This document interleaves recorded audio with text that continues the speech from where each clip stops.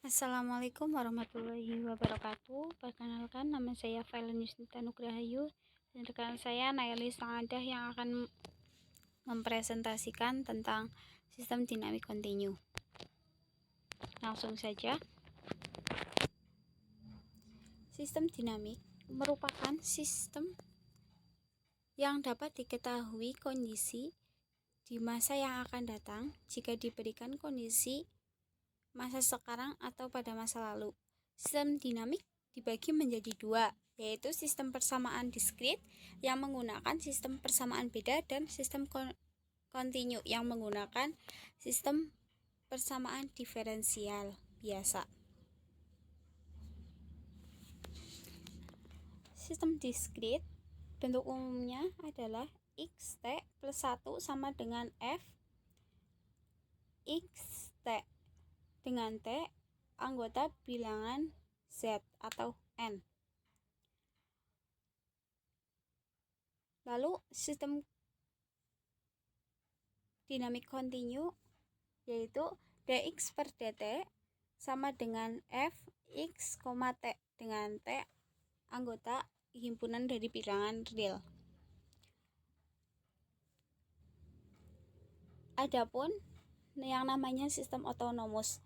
Sistem otonomus adalah sistem persamaan diferensial dengan f tidak bergantung secara eksplisit pada variabel bebas t. Sistem otonomus dibagi menjadi dua, yaitu linear dan non-linear. Yang linear itu dibagi lagi menjadi dua, yaitu solusi analitik dan analisis dinamik. Analisis dinamik penyelesaiannya yaitu dengan potret fase dan medan arah. Kalau yang solusi analitik menggunakan kurva solusi. Lanjut, analisis dinamik pada sistem otonomus. Sistem dinamik berfungsi untuk mendapatkan informasi kualitatif mengenai solusi sistem tanpa harus menyelesaikan sistem terlebih dahulu. Tahapan analisis dinamik ada dua. Satu, menentukan titik keseimbangan atau titik tetap. Misalkan dx per dt sama dengan fx. Titik x bintang disebut titik keseimbangan atau titik tetap apabila diperoleh nilai dx per dt sama dengan fx bintang sama dengan 0. Kedua, penentuan kestabilan titik keseimbangan. Ada contoh di sini. Sistem otonomus linear satu dimensi. Dx per dt sama dengan ax dengan syarat x0 sama dengan x0. Solusi analitik dx per dt sama dengan ax diintegralkan menjadi dx per x sama dengan integral a dt. Hasil dari dx per x itu ln x dan hasil dari integral a dt sama dengan at per c.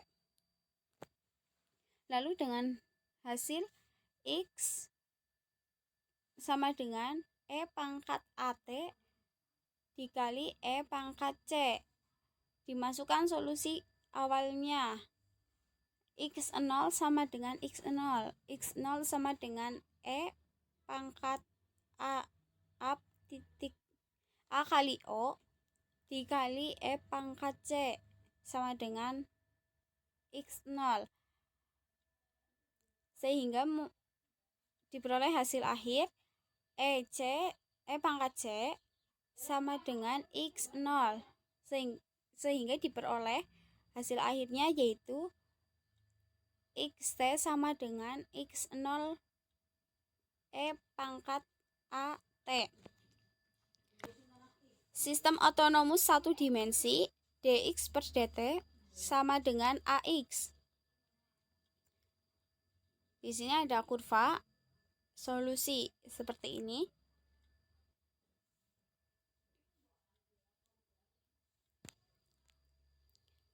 Lalu sistem otonomus satu dimensi, dx per dt sama dengan ax.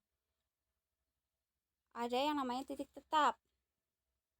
Suatu titik yang memenuhi dx per dt sama dengan 0, maka sistem dinamik kontinu linear satu dimensi, titik yang memenuhi dx per dt sama dengan 0 hanya pada x sama dengan 0 atau x bintang sama dengan 0. Sehingga memperoleh potret fase seperti ini. Jika hasil A-nya itu menjauhi 0, maka hasilnya itu tidak stabil. Tetapi jika hasil A itu mendekati 0, itu sama dengan stabil, bernilai stabil seperti itu.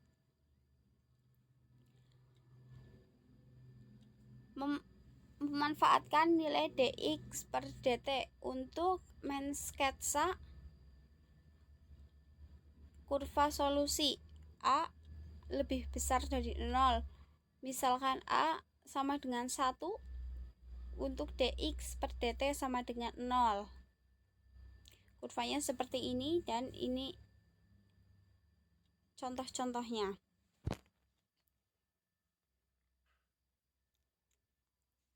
Analisa medan arah. Memanfaatkan nilai dx per dt untuk mensketsa kurva solusi A kurang dari 0. Seperti ini kurvanya dan contoh tabelnya.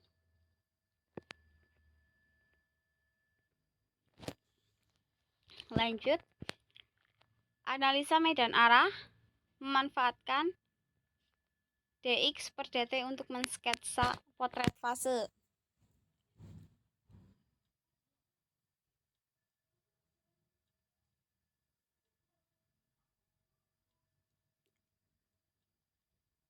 Jika A bernilai negatif, maka itu hasilnya tidak stabil. Tetapi kalau A itu positif, itu maka hasilnya akan stabil seperti itu.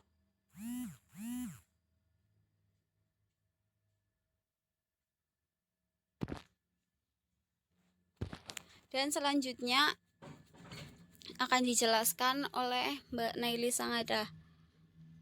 Dari saya, terima kasih. Mohon maaf bila ada kesalahan dan tutur kata.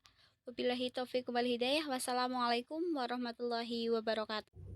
Terima kasih kepada Ellen. Tadi untuk sistem otonomus linear satu dimensi sudah dijelaskan oleh rekan saya yaitu Ellen. Nah, saya akan melanjutkan kepada sistem otonomus linear dua dimensi. Nah, ini kita akan ke bentuk umum dari sistem autonomous linear dua dimensi. Bentuknya itu umumnya itu yaitu dx per dt sama dengan px tambah ky, lalu dy per dt sama dengan rx ditambah s kali y. Nah, ini jika dijadikan matriks A, itu A sama dengan matriks PQRS, di mana determinan A-nya itu tidak sama dengan 0. Nah, untuk dx bar plus dt itu sama dengan A kali t bar. Nah, atau pada matriks itu dituliskan dengan matriks dx per dt dy per dt sama dengan matriks PQRS dikali matriks xy. Nah, dari situ untuk solusi analitiknya itu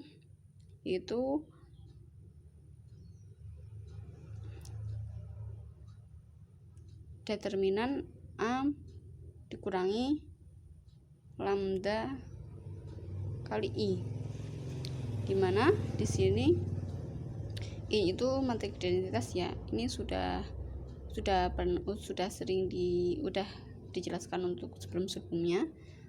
Jadi di sini nanti matriks A-nya itu yang tadi matriks PQRS dikurangi dengan lambda dikali matriks identitas yaitu 1 0 0 1 sama dengan 0. maka nanti kita operasikan untuk determinannya, yaitu P min lambda dikalikan dengan S min lambda dikurangi dengan QR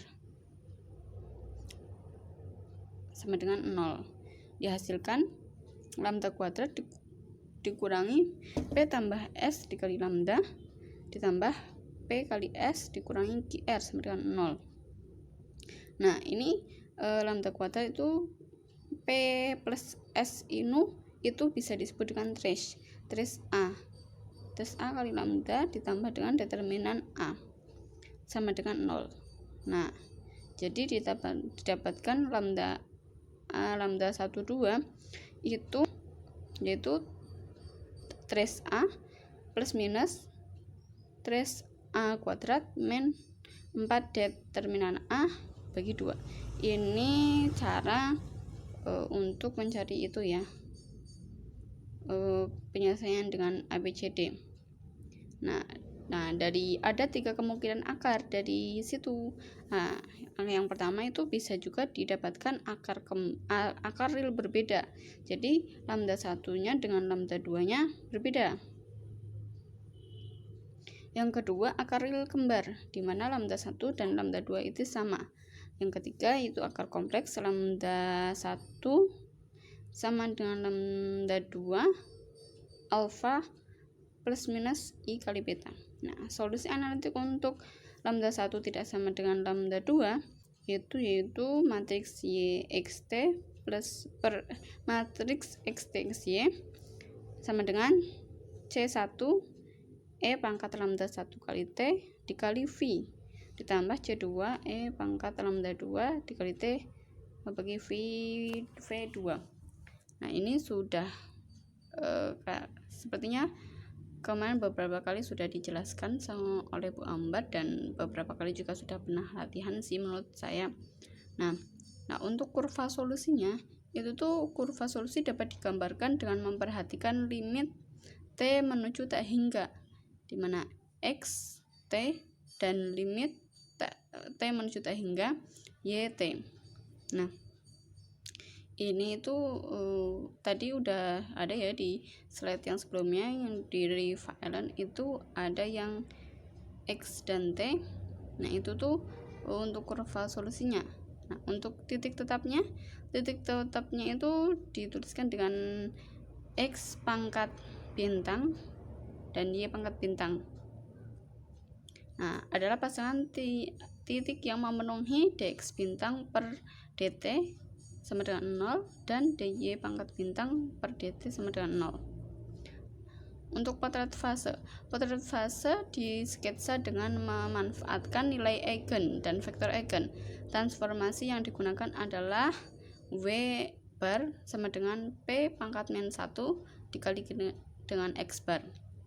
Lalu dW bar per dt sama dengan P pangkat min 1 A kali P kali W bar sama dengan matriks V1 bar dan V2 bar. Untuk medan arah disketsa dengan mencari nulklen, yaitu garis yang menyebabkan dx per dt sama dengan 0 dan dy per dt sama dengan 0. Nah, untuk kestabilan titik kesetimbangan dua dimensi dapat dilihat dengan nilai eigennya.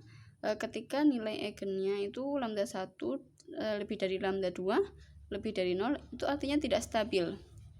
Jadi saling menjauh dari 0 ya. Lalu yang kedua, jadi arahnya itu menjauhi 0. Lalu seperti di ini. Nah, ini itu semakin menjauhi 0, plus minusnya itu semakin menjauhi 0. Ini menjadikan sebuah itu tidak stabil. Jadi titik kesetimbangannya itu tidak stabil. Lalu yang kedua, lambda 1 kurang dari lambda 2 kurang dari 0. Nah, itu stabil, tapi stabil yang asimptotik. Yang ketiga, jika lambda 1 kurang dari 0 dan lambda 2 itu lebih dari 0, itu tidak stabil planar. Yang keempat, lambda 1 sama dengan lambda 2 lebih dari 0. Ini artinya tidak stabil. Jadi lambda 1 dan lambda 2 sama, tetapi mereka lebih dari 0. Jadi artinya ini tidak stabil, saling menjauh dari 0. Lalu yang kedua, lambda 1 sama dengan lambda 2 kurang dari 0. Ini stabil asimptotik. Yang keenam, lambda 1, lambda 2 itu sama dengan alfa plus minus beta. Nah, dimana ketika alfanya itu lebih dari 0 itu tidak stabil, tapi kalau alfanya kurang dari 0 itu stabil asimptotik. Jika alfanya itu sama dengan 0, ini artinya stabil center. Nah, demikian untuk definisi sistem autonomous linear 1 dimensi dan 2 dimensi. Terima kasih. Sekian presentasi dari kami. Kurang lebihnya mohon maaf. Wassalamualaikum warahmatullahi wabarakatuh.